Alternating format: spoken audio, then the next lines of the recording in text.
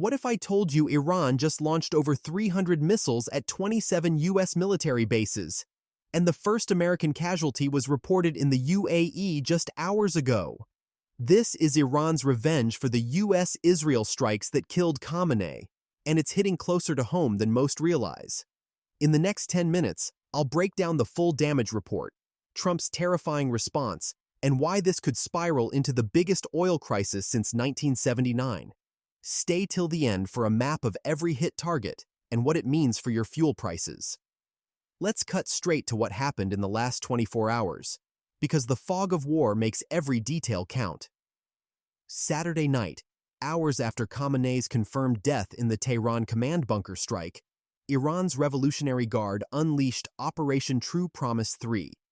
300-plus ballistic missiles and swarms of Shahed drones targeted U.S. positions from Syria to the Gulf. The hits, precise and widespread. First wave, Iraq and Syria. Al-Asad Air Base in Iraq, home to 2,000 U.S. troops, took direct impacts on runways and hangars. Al-Tanf garrison in Syria saw drone strikes disrupt supply lines to anti-ISIS ops. No U.S. deaths reported there yet, but drones were downed mid-air. Second wave, the Gulf Firestorm. U.S. Fifth Fleet HQ in Bahrain, the nerve center for all naval ops, absorbed multiple cruise missile hits. Naval Air Station in Qatar damaged, forcing F-35 scrambles to divert. Worst, UAE's Al Dhafra base near Abu Dhabi saw a direct missile strike kill 1 U.S. airman and wound 12. Civilian areas in Dubai and Sharjah reported shrapnel damage. First blood on Allied soil. Israel didn't escape. Hezbollah rockets from Lebanon slammed northern bases. Houthi drones from Yemen targeted Eilat port. Iron Dome intercepted 85%, but impacts hit Haifa industrial zone. Iran claims 200 targets destroyed. Reality? U.S. Central Command reports 60% interception rate, but satellite imagery shows craters at 17 sites. Fuel depots burning in Bahrain. Runways pockmarked across Iraq.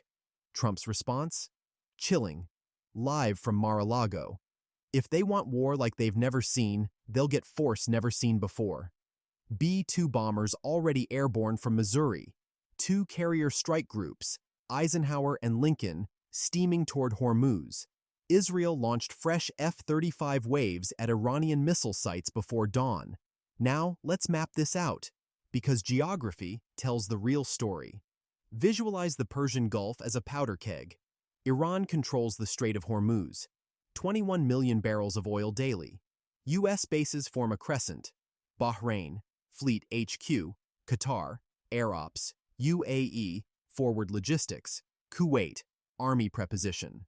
One successful blockade and 20% of world oil stops cold. Damage so far, moderate but symbolic. Runways repairable in days. Ships intact. Casualties low. 1 confirmed dead, approximately 50 wounded. But the message? Iran can hit anywhere, anytime. U.S. response so far. Tomahawks degrading Iran's launchers. Cyber ops, blinding radars. Why does this matter more than the headlines scream? Reason 1. Evacuations and chaos. 27,000 U.S. personnel on high alert. Non-essential staff pulled from Gulf bases. Emirates, Qatar Airways grounded regional flights. Dubai Airport, world's busiest, halted 6 hours.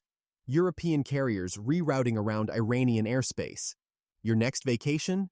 Delayed. Reason 2. Oil markets in panic mode. Brent crude jumped 12% to $112 overnight. Gasoline futures spiking.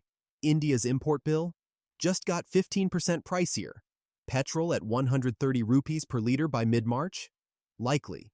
Houthi threats to Saudi Aramco fields add fuel to the fire. Reason 3. Escalation ladder. Iran's missiles proved they can penetrate defenses. First time since 2025. U.S. retaliation incoming.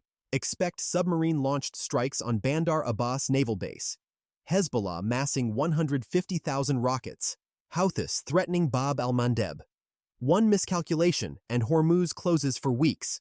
Let's break down the 3 paths forward, because this isn't ending today. Path 1. Tit-for-tat containment. 60% chance.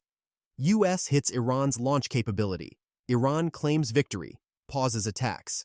Both sides lose face, but save escalation. Oil settles at $115. Markets rebound. Trump spins, mission accomplished. Khamenei's successors consolidate power quietly. Path 2. Strait closure crisis. 25% chance. Iran mines Hormuz or sinks a tanker. U.S. Navy clears channel. Naval battle ensues.